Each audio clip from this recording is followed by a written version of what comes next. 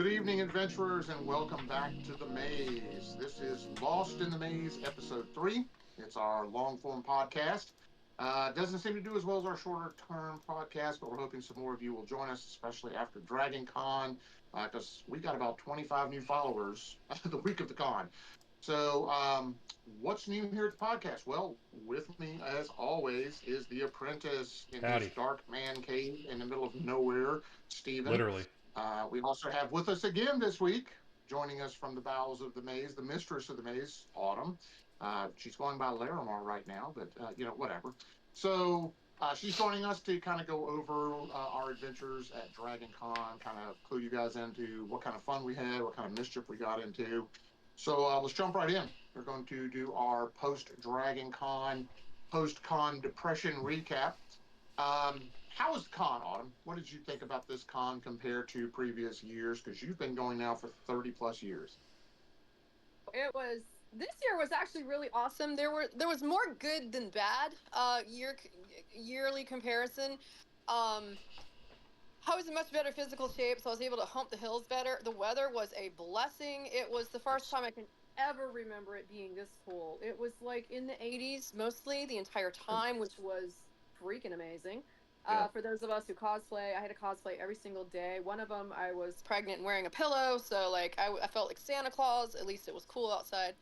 Um, there was a lot of people. I don't think they're being honest about attendance because I truly think there was about 80,000 people there. I saw so many people walking the parade. Just so many. Thursday was completely packed. Wednesday was like Thursday and Friday used to be. So that was definitely a surprise. I agree. This is like my 25th time going, and we started going about 3 or 4 years ago. We started going on Wednesday. The con is technically Thursday night, Friday, Saturday, Sunday, Monday, and then wraps up midday Monday. So we've been going for the past few years on Wednesday because we have friends that come in from Kentucky and from California, and then some people who are local who we only get to see at Dragon Con just because of scheduling and adulting and life sucks. So we go on Wednesdays so we could get together, have dinner with them, catch up with them because once the con launches, we're all kind of going in our own directions. But Wednesday night, normally we walk around the Marriott, around the Pulse Bar area, and it's not normally packed with people. This Wednesday packed. It looked like a Thursday or Friday night. You couldn't get on the dance floor. It was hard to make your way to the elevators. And then the countdown party at midnight was packed to the rafters. Standing Um, room only. Standing room only. And so I would say that there were probably, and they don't do attendance numbers for Wednesday because it's not an official con day. So we just have to go off what we saw. And I would say that there were probably twice as many people there this year for Wednesday as there was previous years. Um, Thursday, they they have Thursday only tickets, and this is the first year I can ever remember them saying that they sold out of Thursday only tickets. Keeping in mind, not much at all goes on Thursday. It starts around noon or 1 o'clock. I think they might have a few fan run panels prior to that, but official wise, I don't think anything kicks off. We do badge lines in the morning. That was a nightmare. We missed the badge line cutoff by 10 minutes. We tried to get there about 20, 30 minutes early. We wound up being right on time, and it was wrapped clear around the building. And nobody at Dragon Con had any control over the line. They sent us down the sidewalk, down the block, and it wrapped back in on itself. It started wrapping and kind of just tangling around the parking lot of a local convenience store, which was a nightmare. Before somebody who was an attendee kind of got out and started shouting orders like he worked there in an effort to try to untangle the mess, which finally worked out. We waited in badge line for about an hour, which we haven't done in years. So I would definitely say Thursday was far busier than it has been in the past. Friday and Saturday, same thing. And I agree, they're not being honest about the numbers. I don't know if it's because they're not trying to scare people off about it getting too big or becoming too big for the venues it's in. But on September 1st, DragonCon did do a press release on their website saying they had 75,000 plus attendees. Well, I mean, 150 is 75,000 plus. How many is it? Be honest. Come on, DragonCon. Just be honest. Jesus, it's not We had difficult. north of 70,000. That's all we'll say. Yeah, that's all I'm saying. I guarantee, I'm willing to bet 5 years of my life expectancy it was 80,000 plus, at It least on Saturday. The at least pictures, on I think it was Wednesday night. It could have been Thursday morning when y'all were in the hotel lobby, yeah, and that you uploaded. It was yeah, like that gave me anxiety just looking at that because it was yeah. like, And oh, that it's not was that busy. It's Wednesday not that busy night. on Wednesday, and then it was just pictures No, of people that was everywhere, Wednesday and night. it's like, That was dude, Wednesday night in America. It was insane. they have to do Um, something, man. It's just too much. the problem is Dragon Con's not going to move. They're not going to move their holiday. They're going to be on the holiday weekend. Yeah, Part of the problem is getting a hotel because it's on the same night as a football game, and there's a right. football game with Georgia Tech every year, and people come in for that, so that blows up your hotels. All five of the host hotels were blown out. The Hunger Games basically packed all those. There's only a couple of hotels that still do Legacy. That's the Hyatt and Hilton. But all the other major hotels downtown, the Indigo, the American, all of them were packed to the rafters. And people were having to basically bus in, MARTA in, Uber in from hotels that were further out from the town center. So Hmm. um, that's a problem. I didn't really hear anything about break-ins this year. There were break-ins last year and the year before, people breaking into rooms to steal stuff. I haven't heard anything about that yet. I haven't seen anything on the message board. So Well, hopefully that's not the going to drop the away. West End changed. Remember, we were at the West End, and they did something really weird with the room keys this year.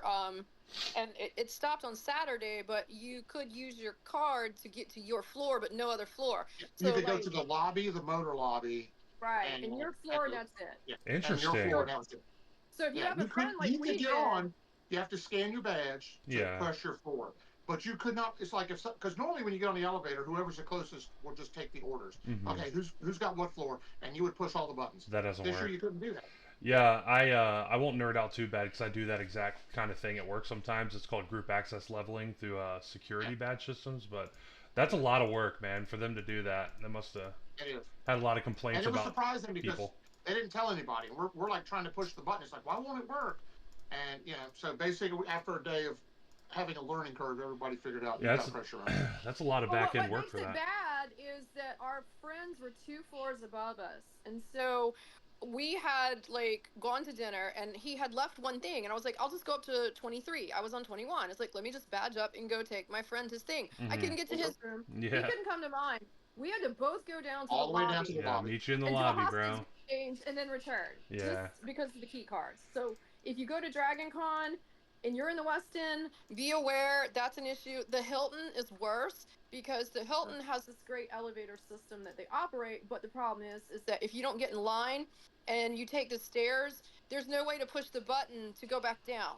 Yeah, So you're trapped. I did 11 flights of stairs up and down because of the Hilton and the way they have their system. So just be aware, it is a crazy nightmare, especially if you're in a wheelchair or you have accessibility issues. yeah. Well, let's talk about some positives. Cosplay. I have been for a week now posting uh-huh. cosplay photos, and guess what, folks? I'm still not done.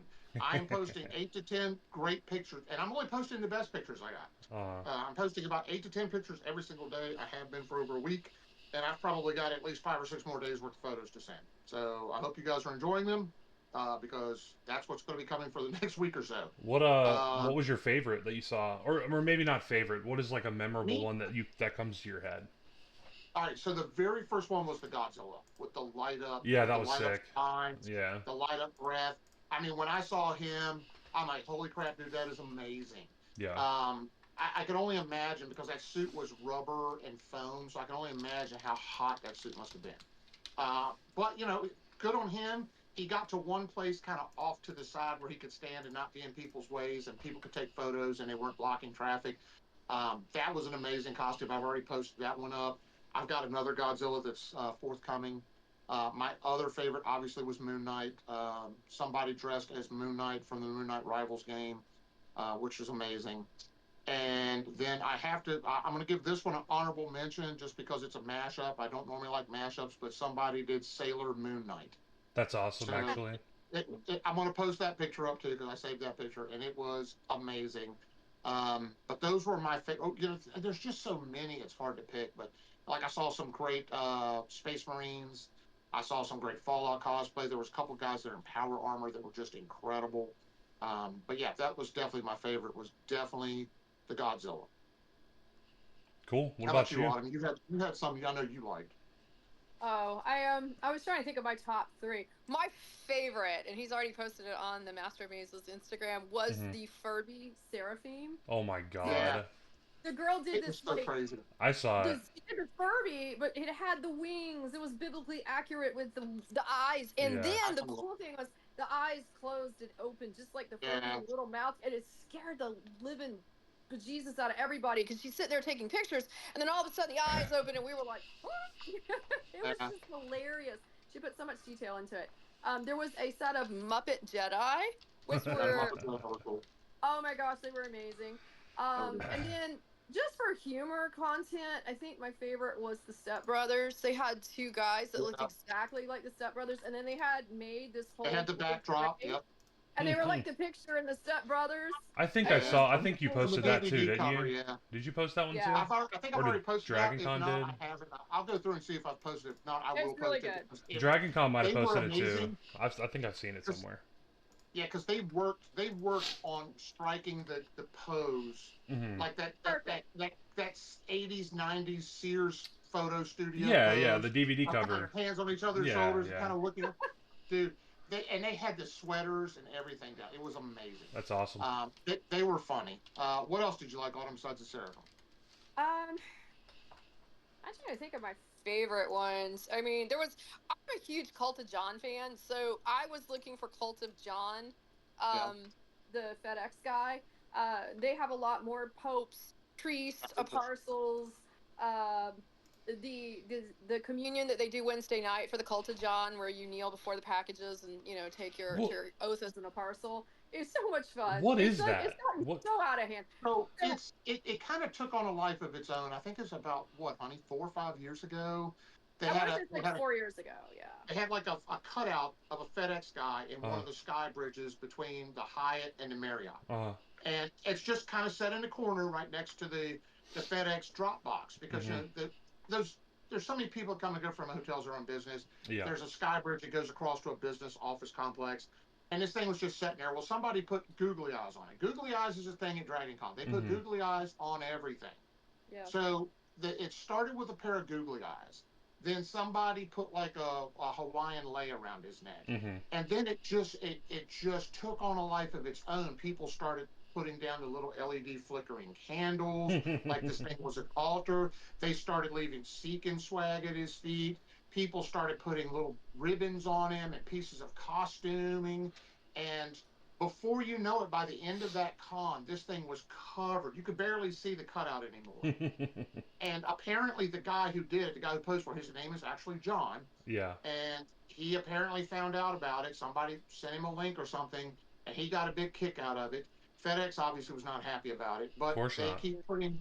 So this year there was not a John cutout, but somebody had made their own like boxes and stuff, and they made it look like the Tower of Sauron. Yeah, so here's this tower, and up top there's a big old eye, and it was a googly eye. And I think I've posted one picture already. I've got a couple more where this thing just grew over the weekend. Where by the time it was done, there was like this monstrous shrine of things left on it, and it was just like it was crazy. And it's become this cult thing where people dress up like popes and bishops in a Yeah. Catholic church, Yeah. and they all are wearing like FedEx colors. And you will come up and you'll take you'll take Cult of John communion, Yeah, and it's grape juice. I'm in a parcel, which is one of the yeah, original members. So I was there Hmm. when John appeared to us the first year. Um, so I finally got my name tag, Sister Amazon, the Redeemed. So we do grape juice because purple and orange are the colors of the Oh communion. So my you get orange god. Of juice or grape course juice. it's it crazy. is. Okay, and then Yeah. get this year, the UPS dudes decided to retaliate That's who against I our yeah, group. I started seeing them a lot, like Did you UPS not see? priests. Oh my gosh. Yeah. That was so freaking cool. So now they have what Brown can do for you. And there's all these guys that have the cult of UPS. So now there's this Yep. huge rivalry that's going on at DragonCon between Yeah. FedEx and They UPS. set up across from each other in the Yep. floor and the bottom floor of the Marriott, while the cult of John is giving communion. The guys for what can Brown do for you are sitting on the other side, doing like the Ginyu Force Oh like my poses and god. stuff like that. It's amazing, and it's just they're having so much fun with it, Yeah, and yeah. people just love it. You know, and At first I wasn't sure what to make of the cults because the first cult was the cult of the carpet, which has taken on a life of its own. You can't pass a vendor net. Stop it. You can't pass a vendor now in the vendor hall that doesn't have something with the original Marriott carpet on it. People make pilgrimages behind the service desk at the Marriott because there is one little stretch of hallway, 3 feet wide, about 12 feet long, that still has the original carpet there. So everybody goes back there to get their photo with the original carpet. That is unhinged. But the cult thing, I thought at first it was weird, but people are having fun. so much Yeah, fun. it's They're fun. having so much fun with it that I totally understand now why they're doing it, and it's taken on a life of its own. So I'm totally behind. I'm all on board. I'm all in. Let's do it. Whatever. So it's a fun time. It is. So cosplays out of the way. And again, more cosplay photos coming, so be on the lookout for those on our Instagram and on Facebook. And we'll be posting some of those up over on the webpage as well and on our Discord. Check out our Discord if you haven't. But we also want to talk about what our favorite DragonCon loot is. I know my wife, the Mistress of Mazes, is itching to show you some of the things that she has. So, Autumn, why don't you lead us off? Well, there's swag and seek loot, and then there's stuff I bought or stuff we bought. So swag and seek is a really cool. For those that don't know, it is a project that started about 3 or 4 years ago. I think it was right around COVID. After we came back from that you just leave little gifts for people, and you put them in a little thing. It's yours to take. It's free. It's labeled. You can trade if you want, but most people usually keep it. It can be anything from like a little sticker, a little affirmation. Over the last 5 years or so, it's gotten really crazy. I've seen some insane levels of art. Like people leaving DVDs of movies, people leaving books, like signed copies of books. They will go to the vendor hall and buy stuff and put it out as swag. And it's amazing some of the stuff you'll find. Well, like this, someone handed me this when I was pregnant Stephanie in the Marriott. This is Radex that they made. That's actually awesome. Supposed to be accurate from Fallout. And he's like, "You're pregnant. You need this." This is so cool because it's definitely going in my my cosplay stuff for next year. And then I give out stuff too. I make dice through Torchfire Dice. I make resin stuff, and a lot of us who are artists will give out things like I have these little eye flowers that are just leftover things from resin that I make with extra resin. Those are sick. And then I give out little necklaces, and those people are cool. They love it. So swag and seek is definitely a lot of fun, and you don't have to give; you can still receive. Like it's gotten really big.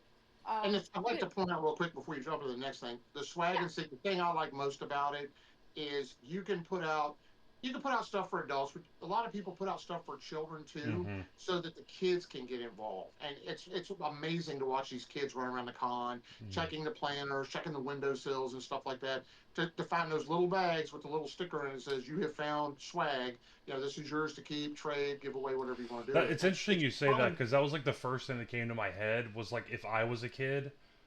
That would be if you were like, by the way, there's bags around here that have free stuff in it. That's the whole. That would have been my entire week. I would have just been running around. And they put out Pokemon cards, Magic the Gathering cards, toys, plushies, all kinds of stuff, and the kids just love it. And it gives them something to do to get them excited about the con. So we can kind of foster that in the next generation of con goers. Yeah, that's really cool. I love that. Label it too, because we know that there are children. So one of the things that the directors and the people that head up the swag and seek program are very good about is to label it so they know it's not candy. We don't give out alcohol. We do not give out anything that is not family friendly, and everything is labeled swag and seek, so you know not to eat it. So, the parents are like, okay, it looks like it's candy. Okay, is this safe? So they don't give out things that are inappropriate or unsafe, because we do have a lot of children that like really enjoy the program and they're part of it. They're a huge part of swag and seek. So I got two things that I really liked from the dealer room that I wanted to mention real quick. One was dealer room, one was art room. The dealer room, I got this cool thing from Tentacle Kitty. She does Tentacle Kitty is one of my favorite vendors, and she does these little stuff. Like a Cthulhu cat, because it has tentacles. So she's angry. Well, I guess she's a little miffed. I don't know. She loves angry. Most cats are. She does happy ones and she does sad ones. But shout out to Tentacle Kitty. And then I got a piece of artwork. This is called Teeny Tiamat by Jacob Walker Art. I'm a huge Tiamat fan, as some of you may know. And I don't know if you can see. We can. It's like an art piece of like her as a baby, I guess. I don't know. Baby TNA. Before she got all If you can mean imagine and that, when she was still cute and eating small people instead of large ones. yeah. Who needs small people? There's so much art though. Like this, I will say this year was the year. Last year we didn't come home with a lot. This year there were. I literally had to turn around and say to several artists, I was like, I would, but I have no room. I have so much art that has to be framed. I still have that piece and 2 others to like put up on my wall. This was the best year for art I've ever seen in all the years I've been at DragonCon. Hands That's awesome. down. Amazing artists. They kicked out one artist who was supposedly AI based, which I really support DragonCon in doing that because it really gives a lot of support to the people like this gentleman who are actually like making, you know, real art and making real stuff that we want to see as human beings. So kudos to DragonCon for doing that because they really have upped the art scene. Not just a vendor room where you just get junk on Temu. Like I've been to cons where it's all just like resale junk. There was just so much stuff at that vendor room that was. You can't see it all. It's just with crowds. You don't have. I mean, we spent on Friday, first day that the vendor hall opened. We spent 3.5 hours in a 4-level vendor hall, and still didn't see half the third floor. Still didn't see half the third floor. We had to come back on Monday to finish up the third floor and do one more quick walkthrough. So it's. I mean, you could spend an entire day at DragonCon just going through the vendor room and the art room. Oh, I can guarantee it. So my favorite part of DC Loot, and I'll have to show you guys pictures. I can't put them up here because they're just too big for me to hold up for you guys to see. I'm a big art fan. I walked through, and I was really kind of bummed this year that Justin Gerard was not going to be there. Well, guess who showed up at DragonCon and was not the DragonCon book? Justin Gerard. So I when I walked through the artist alley and saw him there, I kind of lost my crap. I told Autumn, so I got to go talk to him because I saw the print that I wanted. That's our boy, man. That's our boy. There is a print called Dungeon of the Dead, which I want some kind of bag, and I wanted to see him at the con to get him to sign it, and I saw it hanging up for sale for $400. It was framed, but I hated the frame. I'm like, the frame is just crap. I don't like it. It's not what I foresee with the picture. I want something that looks like it's antique, like it's been left in a dungeon for a while. So I walked over, talked to him. He remembered me from the previous year buying Eye of the Beholder. And I said, hey, Justin, I really want the Dungeon of the Dead. He goes, well, did you see the one hanging up? I'm like, yeah, but I'm not a fan of the frame. He goes, yeah, I just threw something on that I had at the studio. So he looked. He did not have a single copy with him. He'd only brought 2 copies. He sold them both on Friday. So I had to go online and order it, and he signed it and sent it sent it to me. I got it on Friday, right after he got back from the con. So pretty excited about getting that framed. So I'll post a picture of that for you guys. That'll pop up here as we're talking about it. So you can see it. It's a beautiful art print, and it's like magic. I was pretty excited about that, but I went up on the 4th floor of the vendor hall, and the 4th floor of the vendor hall is where they have a lot of they're not the big name artists, right? These are people, they're like some comic book artists, some local artists in the area who come out, and they go up there, take the smaller tables, and, try to sell their art. And I got Steven a great piece of Godzilla art.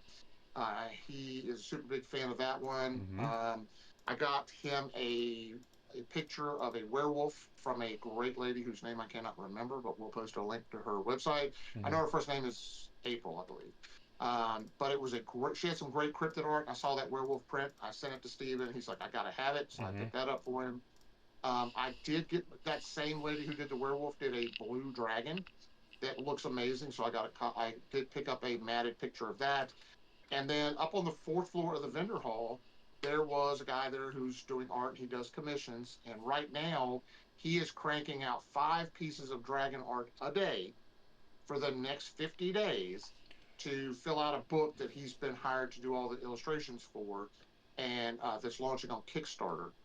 And he basically did this picture of Smog laying on the treasure hoard in Erebor that looked amazing. And I had to have it, so I got that. So a picture of that will be popping up here, as well as an amazing photo of the Balrog, Durin's Bane. I was about to say which one. I knew you would know. Durin's Bane coming out on the bridge of Khazad-dûm to confront Gandalf. So I got there. He did 2 pictures of it. He did one where it was like the Balrog with his fire whip, and Gandalf. He had his shield up with his staff in front of him, and I liked that one because it was kind of like at a side angle. This one is like you're kind of looking over Gandalf's shoulder at the Balrog as he's materializing out of the smoke and the flame, and I'm like, that's the one. So I picked that one up to get framed, and that'll go up in the Hall of Games. So we will post a picture of that here for you guys to enjoy, as well as a link to the artist page if you're interested.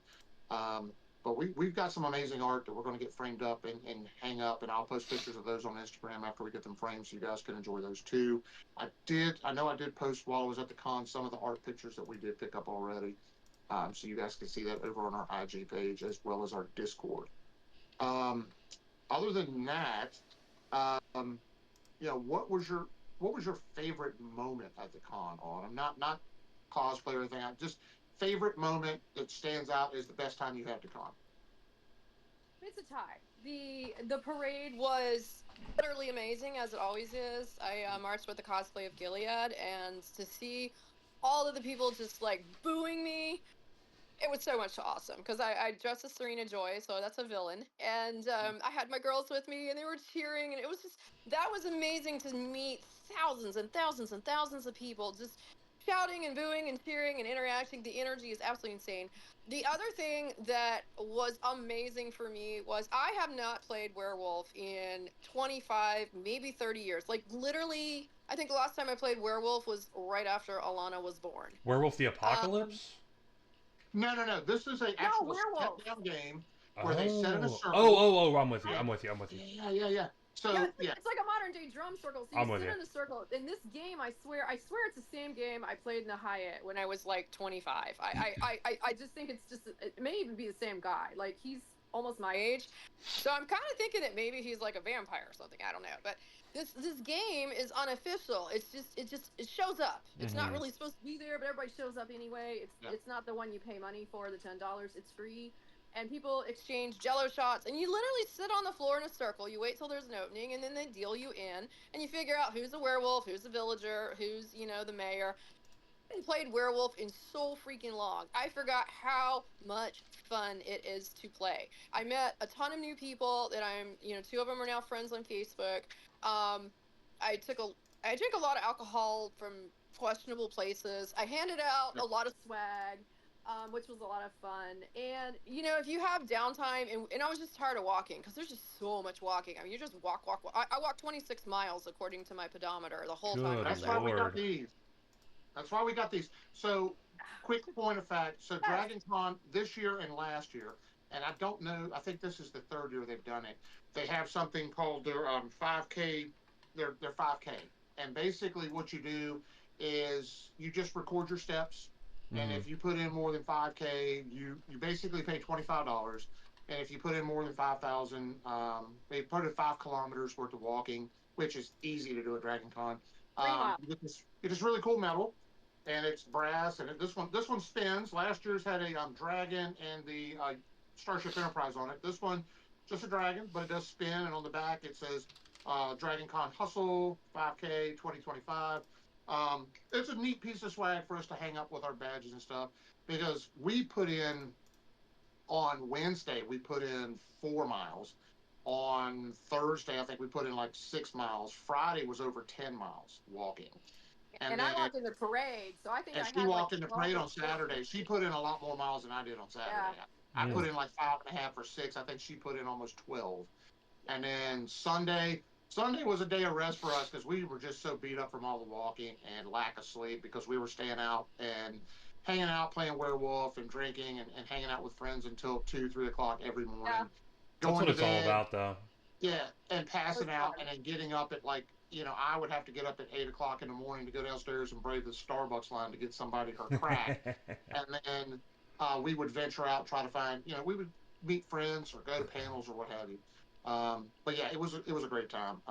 For me, my favorite moment from the con was probably all of us kind of getting together on Friday night. We haven't seen Ken and Nikki, who are friends of ours, Nikki is unofficially the Mistress of Maze's sister. We've known them for 20 plus years now. We were in the Firefly Serenity fandom together way back in the day. We were part of the 76th Independent Battalion fan group for Firefly.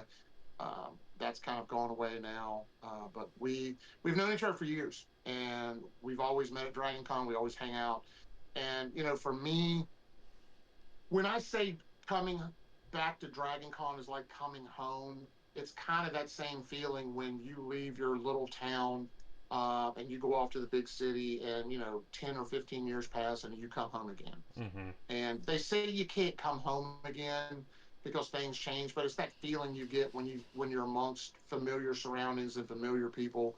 For me, that's the best part of DragonCon. Is it really truly feels like when I walk into the Marriott or the Hyatt or the Westin, I feel like I'm coming home again. Right. I'm back. I'm back in a place I want to be, surrounded by people and things I want to be surrounded by, and it's like family.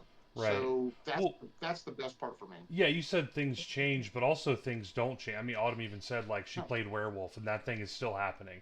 So it's like things are Yeah. changing, but not everything is changing. That's why you get that No. feeling. No. It's awesome when you can find something like that. That is, Yeah. it's like an old shirt. You just like, oh yeah, that's what it's like. And when you, especially as I'm getting older, when you find things like that, you hold on to them. You don't let them go. So it's No. it's a cool It thing. brings you back to where you Of were. course, like, yeah, of course. I was like, I think my 21st birthday was celebrated at Yeah, DragonCon. yeah. Like falls, it used to be in July, so it wasn't initially. Now it's Mhm. around my birthday. But just coming back, he's right. Like I was sitting on the Hyatt, and then my knees are a little more achy than they used to be. Mhm. Sitting down there playing werewolf and trading You're jealous. 21 I felt again. like I was 22 Yeah, again. you're I 21. was like, It- I was right back to it. Like I never missed a beat. Yeah, Like, yeah. It just was awesome. Yep. It's a cool thing, Highly man. recommend. It's cool. And It's I cool. want to bring up one thing that is going to solidify for people what that family mentality is kind of like. Because there's people at Dragon Con that are assholes. I mean, let's face it, people can be So assholes. people are assholes Uh, everywhere. Yeah. there's always Sure. those creeps. There's always those creeps that think that cosplay means consent, and they try to hit on Course. girls and stuff, and they won't take no for an answer. Yeah. But I want to point out one great thing for me, and I'm sure Autumn's gonna be like, "Holy shit! I can't believe I didn't mention this." So Autumn got this badge ribbon, which was a Marriott ribbon with a cat on it. The lady who is in the Dragon Con group, the Loyal Order of the Ribbon, she made. It's this one right here. It's that one right there. They made 100 of these ribbons that she was going to hand out on Wednesday, which Wednesday is the welcome home party at the Marriott Pulse Bar. Autumn got one, and she lost it. Was it Thursday or Friday? It was Thursday. Lost I it. lost it. I lost it Thursday at Swag and Seek, and it just She fell lost right it off. like Thursday night. It fell off her badge, and she was so upset. She came back to the room. She's almost in tears. She lost it, and I told her, I said, "You know what? Put it out on Facebook. Put it on the Dragon Con groups that you've lost this badge. See if anybody's got an extra one. See if they know who it is that handed these out. Maybe we could." Within 30 minutes, the lady who had made those ribbons reached out to Autumn personally and said, "Hey, I've still got a couple of those. If you want to meet me somewhere, I'll get you one." And she and Autumn met up. She gave Autumn a ribbon. Autumn had a ribbon back in no time. And it's those little bitty things that people do that make Dragon Con feel like family and home. Because she didn't need to do that, and I mean she's taking time away from her con and her friends. 90% of people wouldn't do that. For the record, they wouldn't do that. And for the record, not only did the artist do that, she gave me an extra pin, and 2 other people. Yeah. One of them came to my room, gave me the ribbons as well. Yeah, and I gave them swag, I'd made. But like, I was astonished by That's the rare, amount man. of That's rare. support. It like made me cry. How sweet people were. Hell yeah. Yeah, and another thing, real quick, and then we'll kind of put Dragon Con to bed till next year. A friend of ours, a new friend of ours came up to our room on Friday. He is very heavily involved he's local here in the Georgia area. He's around the Lawrenceville area, and he plays at Level Up Games over in Lawrenceville. And he's very heavily involved in the BattleTech community. And he came up to our room because he wanted to meet Autumn because she's the only nerd girl that comes to DragonCon and dresses in a BattleTech uniform. So he wanted to meet the girl that Tex from the Black Pants Legion of internet and YouTube fame had talked about. So he came up to meet Autumn. He brought her some swag, gave me a few pieces of BattleTech swag that he had 3D printed, like Cameron stars. He had a Clan Wolf keychain he gave me, and some other things. And it was like, it was really cool to get to meet somebody local. Mm-hmm. And he's now following me on Instagram. We're friends on Facebook. So we're going to try to meet up at some point in the future, maybe have dinner and, play some BattleTech. So that'll be fun. And, hey, we just made a new family member. So that's Yeah. what it's all about. Cool. So that's why, in my mind, we've talked about it several times. Do we want to keep going to DragonCon? It's so big, it's so busy, it's loud, it's noisy, there's lines, you got to wait for everything. But at the end of it all, the pros far outweigh the cons, and we have such a great time when we go. We've made so many fantastic memories there, so many friends. Uh, I can't foresee us not going. I mean, we may at some point in the future, we may not go Wednesday through Monday. We may just do a Friday, Saturday thing or something at some point as we get older. But for now, we're happy going every day and having a great time. Yeah. Cool So, deal. any parting thoughts you wanted to give us about DragonCon Autumn before you sign off? I kind of just wanted to dovetail to your last comment. I've been reading a lot of commentary on Facebook on DragonCon board, and some people are like, oh, it's not MegaCon, oh, it's not this con, oh, it's not San Diego Comic Con. But the one thing that I think DragonCon has, other than a lot of cosplay, that's better than every other con, and this is just my personal bias, is the people of DragonCon are so flippin' supportive of each other. You're going to find your tribe there. It is not all about purchasing stuff in the dealer room. It is not a trade show. It is not just meeting the celebrities. Honestly, the celebrities are a backdrop to things. I meet them every year judging the Starship or the Federation pageant. However, the people, just the regular people at DragonCon, are super sweet. Cosplay medics. You got the swag and seek people. You got the people that will hunt you down a ribbon at 2 a.m. because you're crying. You've got kids that get lost and they're like, we're going to find your mom no matter what. Or we're encouraging someone, who's got a homemade costume. They're 8 years old. And you know what? We're going to make sure that you feel like you are the king of the world in that outfit. So I think DragonCon really just has like the best, kindest people.